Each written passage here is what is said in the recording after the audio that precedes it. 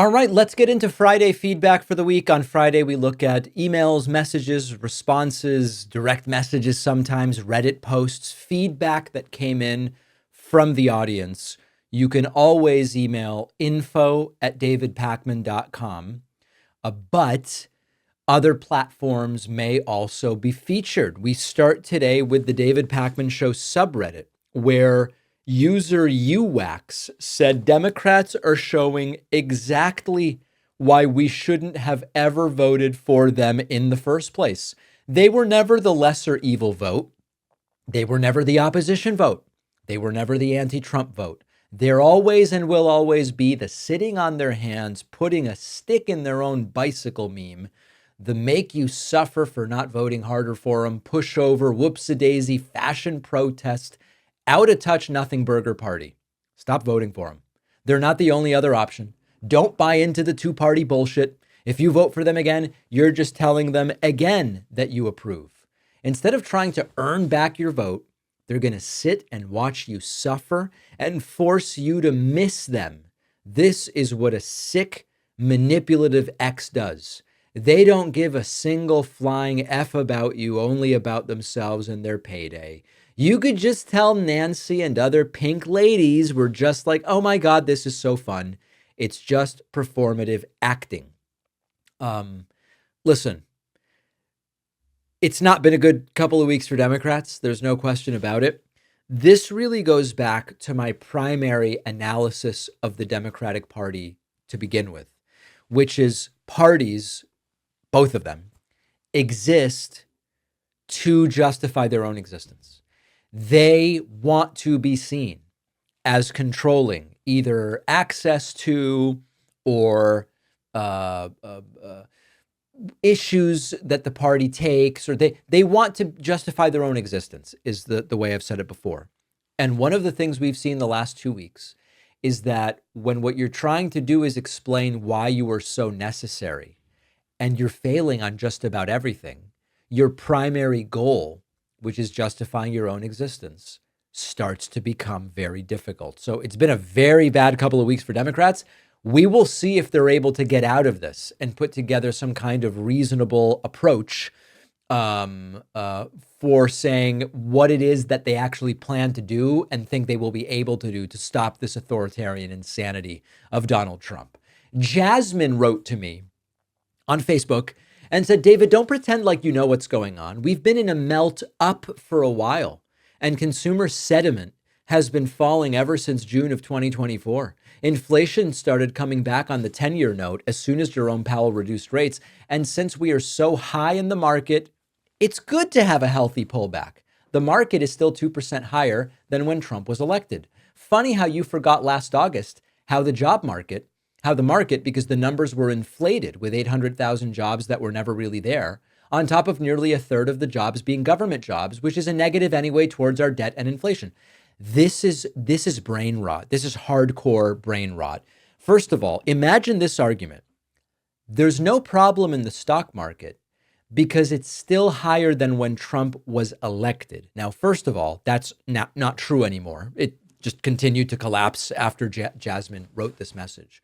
But the whole point of the stock market is that it does go up and that it does deliver a return to investors.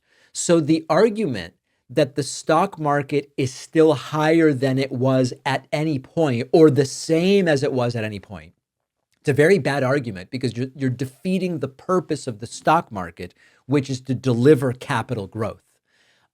If that's where you want to hang your hat on everything being fine, then okay, but it seems like a very low bar.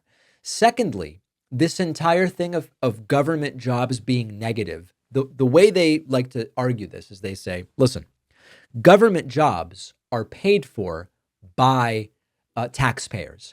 Therefore, any job that is held by a government employee adds to debt and adds to inflation. And of course, this is when you know nothing about economics, what you're forgetting is that all of those government workers who earn wages go and spend that money everywhere.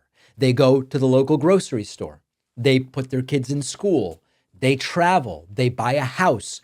And so the idea that the only side of the equation that matters is every government worker is paid with tax money. If they went away, it would reduce our debt. Ignores the fact that these are participants in society, and every dollar that goes to them is a form of demand side stimulus. Good luck explaining it to people like Jasmine. Gregory wrote in about the book and says, let's see, what's the, I would like to order the book, but the link brings me to Amazon. I would like the signed copy. Let me know. I will get it through my local store in Buffalo, but I would love a signed one. Okay, so I want to be super clear because I've gotten so many emails in the last few days. Where do I send the book to be signed? There is only one way to get a signed copy of The Echo Machine, which is out Tuesday. davidpakman.com/booksmith. That's the only bookstore selling signed copies. I've signed something like 1,300 of them, 1,100 are spoken for, okay? So there's just a few signed copies left. You go to davidpakman.com/booksmith. Accept no substitute. Accept no substitute. Jason says, what the fuck do you mean inflation and job losses starting? Where were you the last 4 years? David Hackman is a pansy that pushes democult indoctrination propaganda. This dude can only report about tonsil stones because he's mad that democult party and their indoctrinated drones. That seems like a sentence fragment. Are the buildup of filth that is decaying the greatness of America? You know, Jason, I hate to have to give you facts, but we saw record job creation under Biden. You can say you don't care. You can say you don't like the jobs. You can say some of them were government jobs. You can come up with whatever you want. But the job numbers were very good under Biden. And inflation came down faster under Biden than in other Western countries post-COVID. You can say it didn't come down fast enough or things were still expensive. Sure. But you've got to start with reality, Jason, not with this imaginary stuff. I got an email. David, I found an AI video that uses your content. I was suggested a video that ripped your content and superimposed a fake AI face over your voice. I hit report. Okay, this is now becoming a real problem.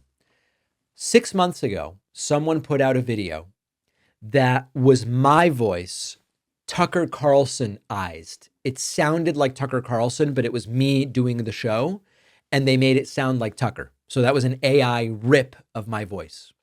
The new one, I saw it, is indeed, I'm not even going to promote them, so that it's actually already been taken down, I think, because we reported it. What they do is, it's my background, right? So it's me, it's in this set. They don't change my voice, but there's a different face added by AI. It was like some young blonde looking guy. And we reported it. This is going to be a problem. This is very much going to be a problem as the technology improves. So far, it's easily detectable. Plus, they made no effort to change my voice.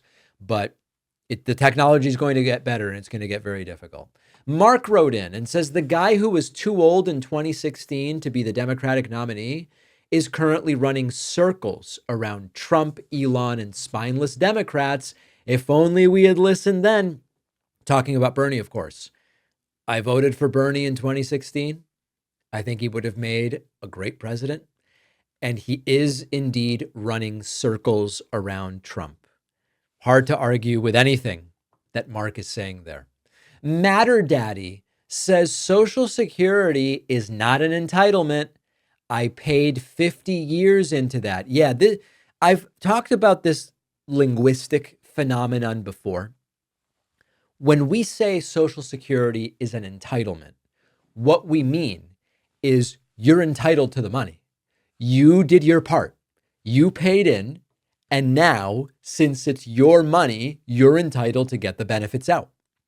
Sometimes entitlement is understood to take on the kind of like, you're a spoiled little kid sort of meaning. You seem so entitled, but you're not entitled to it just for the hell of it. You're entitled to it because you paid in the money. And so I think it's important that when we use that term entitlement, we explain and understand that it's not the spoiled little kid form of entitlement. It's you've earned it, is what we mean. PKOB wrote on the subreddit, why does Trump say Democrat Party? For years, I thought Trump has called it the Democrat Party instead of Democratic. I thought it was a random Trumpism, but I heard Charlie Kirk say it in that Gavin Newsom podcast. Yeah, no, this has been going on for a while.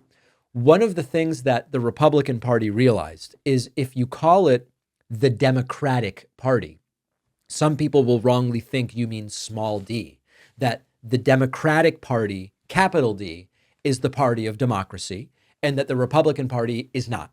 And of course, many of us would say it's kind of true, but put that aside for a moment. So what the right has done, and they've been doing this for a decade, or I think at least maybe, is they now say the Democrat Party. This takes away the linguistic notion that the Democratic Party is democratic. And it also plays up the part of the word that is rat, R-A-T, the Democrat Party. So it's a pejorative. They've been using it for about a decade.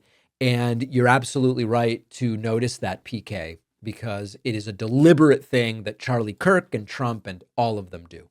Get your emails in, info@davidpakman.com. I want to issue a quick plea. People who have pre-ordered my book are going to start getting it this weekend. Please review the book. Please review the book. We have about 9,000 pre-orders. If we can get 1,000 reviews on Amazon and Barnes & Noble quickly, it helps the book so much, so much. You can review it no matter which version of the book you get. Honestly, I think anyone can review it. It might just not show verified purchase.